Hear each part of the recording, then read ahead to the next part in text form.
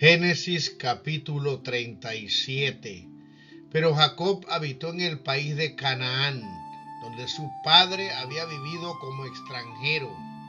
Y aquí lo que pasó en su familia. José, todavía muchacho, siendo de 17 años, apacentaba el ganado con sus hermanos, y estaba con los hijos de Bala y de Selfa, mujeres de su padre, y acusó a sus hermanos ante el padre de un delito enorme. Amaba Israel a José más que a todos sus hijos, por haberle engendrado en la vejez, y le hizo una túnica bordada de varios colores. Al ver, pues, sus hermanos que el padre le amaba más que a todos sus hijos, le odiaban y no podían hablarle sin agrura. Tras esto sucedió que, habiendo tenido un sueño, se lo contó a sus hermanos, lo que fue incentivo de mayor odio, porque les dijo: oíd lo que he soñado. Parecíame que estábamos atando gavillas en el campo, y como que mi gavilla se alzaba y se tenía derecha, y que vuestras gavillas puestas alrededor adoraban la mía. Respondieron sus hermanos: ¿pues qué? ¿Has de ser tú nuestro rey? ¿O hemos de estar sujetos nosotros a tu dominio? Así pues, la materia de estos sueños y coloquios fue fomento de la envidia y del odio. Vio también otro sueño que refirió a sus hermanos, diciendo: he visto entre sueños cómo el sol y la luna y 11 estrellas me adoraban. Y habiéndolo contado a su padre y a sus hermanos, su padre le respondió diciendo: ¿qué quiere decir ese sueño que has visto? ¿Por ventura yo y tu madre y tus hermanos postrados por tierra te habremos de adorar? De aquí que sus hermanos le miraban con envidia, mas el padre consideraba en silencio estas cosas. Y como sus hermanos estuvieron en el territorio de Siquem, apacentando los rebaños de su padre, le dijo Israel: tus hermanos guardan las ovejas en los pastos de Siquem. Ven, que quiero enviarte a ellos. Y respondiendo él: pronto estoy. Jacob le añadió: anda, ve y averigua si tus hermanos los pasan bien, y si están en buen estado los ganados, y tráeme razón de lo que pasa. Despachado pues del valle de Hebrón, llegó a Siquem, y habiendo encontrado errante por los campos un hombre, le preguntó qué buscaba. A lo que respondió José: ando en busca de mis hermanos, muéstrame dónde pastan los ganados. Y le dijo aquel hombre: se apartaron de este lugar, y les oí decir: pasemos a Dotaim.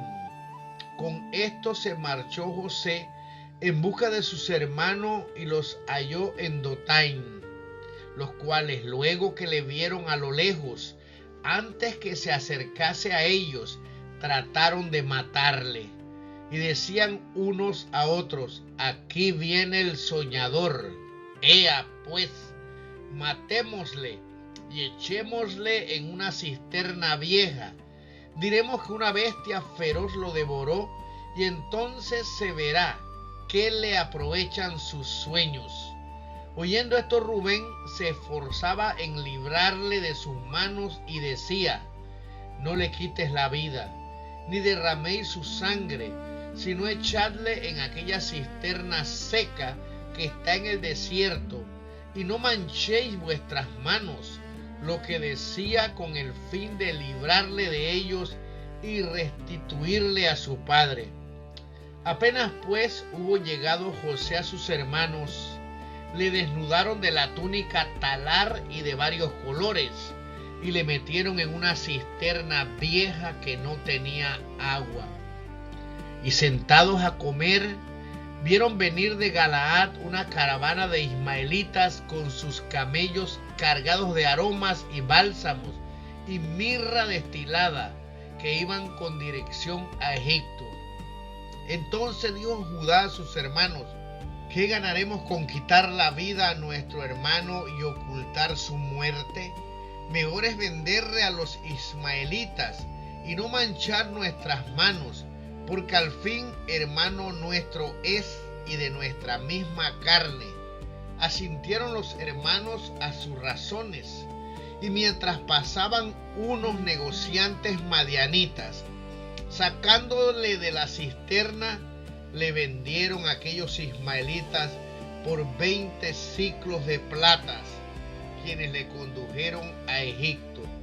Vuelto Rubén a la cisterna, no halló al muchacho, y rasgándose los vestidos, fue luego a sus hermanos diciendo: el chico no aparece, ¿y a dónde iré yo ahora? Tomaron después ellos la túnica de José y la tiñeron en la sangre de un cabrito que habían matado, enviándola a su padre y haciéndole decir por los portadores: esta túnica hemos hallado, mira si es o no la túnica de tu hijo. El padre, habiéndola reconocido, dijo: la túnica de mi hijo es. Una bestia feroz se le ha comido, una fiera ha devorado a José. Y rasgándose los vestidos se vistió de cilicio, llorando por mucho tiempo a su hijo. Y juntándose todos los demás hijos para aliviar el dolor del padre, no quiso admitir consuelo ninguno, sino que decía: descenderé deshecho en lágrimas a encontrar y unirme con mi hijo en el sepulcro. Y perseveró en el llanto. Entre tanto, los madianitas vendieron a José en Egipto a Putifar, eunuco o valido del faraón y capitán de sus guardias. Génesis capítulo 38. Por este mismo tiempo Judá, separándose de sus hermanos, se hospedó en casa de un vecino de Odolam, llamado Hiram, y vio allí a la hija de un cananeo llamada Sue, y se casó con ella, la cual concibió y parió un hijo, a quien su padre llamó Segunda vez concibió, y al hijo que tuvo le llamó Onán. Parió después al tercero, al cual ella llamó Sela, y después de nacido este, no parió más. Judá a su tiempo casó a su primogénito con una mujer llamada Tamar. Pero primogénito de Judá, fue un malvado a los ojos del Señor, que por eso le quitó la vida. Dijo entonces Judá a Onán, hijo suyo: cásate con tu cuñada, a fin de dar sucesión a tu hermano. Pero Onán, sabiendo que la sucesión no había de ser suya, aunque se acostaba con ella, impedía el que concibiese, para que no nacieran hijos con el nombre del hermano, por lo cual el Señor lo hirió de muerte en castigo de acción tan detestable. Visto esto, dijo Judá a su nuera Tamar: mantente viuda en casa de tu padre hasta que haya crecido mi hijo Sela. Y era que temía no muriera también como sus hermanos. Se fue ella y vivió en la casa de su padre. Pasado ya muchos días, murió la hija de Sue, mujer de Judá, el cual después de los funerales, concluido el duelo, iba un día con Irás el odolamita, mayoral del ganado, al esquileo de sus ovejas a Tacnas. Y avisaron a Tamar que su suegro iba a Tacnas al esquileo de las ovejas, la cual, depuesto el traje de viuda, tomó un manto o mantilla grande y, mudando de traje, se sentó en la encrucijada del camino que va a Tacnas, porque veía que Sela había ya crecido y no se lo habían dado por marido. Judá, luego que la vio, sospechó que era una mujer pública, porque se había cubierto el rostro para no ser reconocida. Y acercándose a ella dijo: déjame que cohabite contigo, no sabiendo que fuese su nuera. La cual le respondió: ¿qué me darás por hacer tu gusto?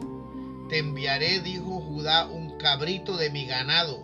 A lo que contestó Tamar: permitiré lo que tú quieres, con tal que me des una prenda hasta enviar lo que prometes. A lo cual dijo Judá: ¿qué prenda quieres? ¿Ese anillo o sello tuyo? Respondió: y el brazalete y el bastón que tienes en la mano. Quedó pues entonces mismo embarazada la mujer, y levantándose retiró, y dejado el traje que había tomado, se vistió otra vez de viuda. Judá después envió el cabrito por mano de su pastor, el odolamita, para recobrar las prendas que había dado a la mujer, el cual, como no la hallase, preguntó a las gentes vecinas: ¿dónde está la mujer que solía ponerse en la encrucijada? Le respondieron todos: aquí no ha habido ramera alguna. Volvió pues a Judá y le dijo: no la he hallado, y aún toda la gente de aquel lugar me ha asegurado que jamás habían visto allí mujer pública.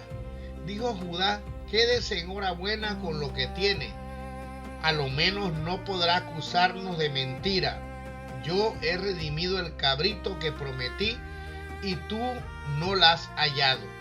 Pero he aquí que al cabo de 3 meses avisaron a Judá diciendo: tu nuera Tamar ha pecado, pues se va observando que está embarazada.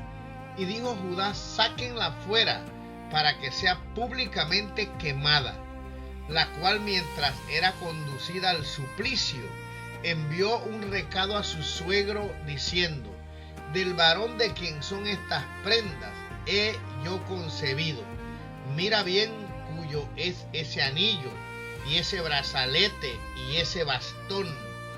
Judá, reconocidas las prendas, dijo: menos culpa tiene ella que yo, puesto que yo no la entregué por esposa a Sela, hijo mío. Pero nunca más tuvo Judá trato carnal con ella.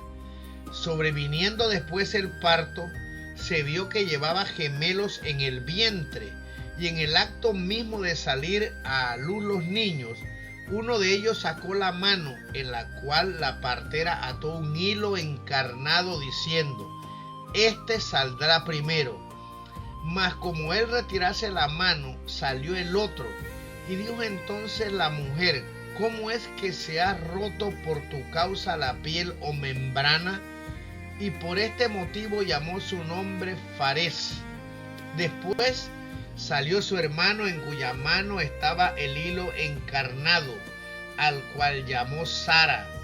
Génesis capítulo 39. José pues, como queda dicho, fue conducido a Egipto, y le compró Putifar, egipcio, eunuco del faraón y general de sus tropas, de mano de los ismaelitas que le habían llevado. Y el Señor le asistió, y era hombre a quien todo cuanto hacía le salía felizmente, y habitaba en la casa de su amo, el cual conocía muy bien que el Señor estaba con José, y que le favorecía y bendecía en todas sus acciones. Así José halló gracia en los ojos de su amo, al cual servía con esmero, y puesto por él al frente de todo, gobernaba la casa, confiada a su cuidado, y todos los bienes que se le habían entregado. Y el Señor derramó la bendición sobre la casa del egipcio por amor de José, y multiplicó toda su hacienda, tanto en la ciudad como en la campiña, de suerte que el amo no tenía otro cuidado que el de ponerse a la mesa para comer. A más de esto, José era de rostro hermoso y de gallarda presencia, por lo que al cabo de muchos días puso su señora los ojos en él y le dijo: duerme conmigo. El cual, no queriendo de ninguna manera consentir en tal maldad, le contestó: tú ves que mi señor, habiéndome confiado todas las cosas, no sabe lo que tiene en su casa. No hay cosa chica ni grande que no esté a mi disposición, o que no me haya entregado, a excepción de ti, que eres su mujer. Pues ¿cómo puedo yo cometer esa maldad y pecar contra mi Dios? Todos los días continuaba la mujer molestando del mismo modo al joven, rehusando siempre el adulterio. Pero aconteció que un día, entrado José en casa, se puso a despachar cierto negocio a solas. Y ella, viéndole asido de la orla de su capa, le dijo también: duerme conmigo. Entonces José, dejando la capa en las manos, huyó y se salió fuera de casa. Viéndose la mujer con la capa en las manos y que había sido despreciada, llamó a sus domésticos y les dijo: ved lo que ha hecho mi marido. Nos ha metido en casa este mozo hebreo para insultarnos. Ha entrado donde yo estaba para deshonrarme. Mas habiendo yo levantado el grito y oído él mismo voces, ha dejado la capa de que yo le así y escapado fuera. En prueba pues de su fidelidad, cuando el marido volvió a casa, le mostró la capa con que se había quedado y le dijo: ese siervo hebreo que tú trajiste entró donde yo estaba con el fin de forzarme, mas como me oyó gritar, soltó la capa que yo tenía asida y huyó afuera. El amo, oídas tales cosas y demasiado crédula las palabras de su mujer, se enojó sobremanera y mandó meter a José en la cárcel en que se guardaban los reos de delitos contra el rey, y allí estaba encerrado.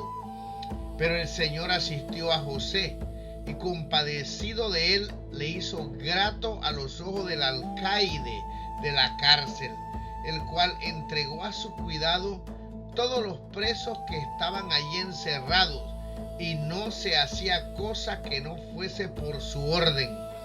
Ni el alcaide tenía cuenta de nada, fiándose de José en todo, porque el Señor le asistía y dirigía todas sus acciones.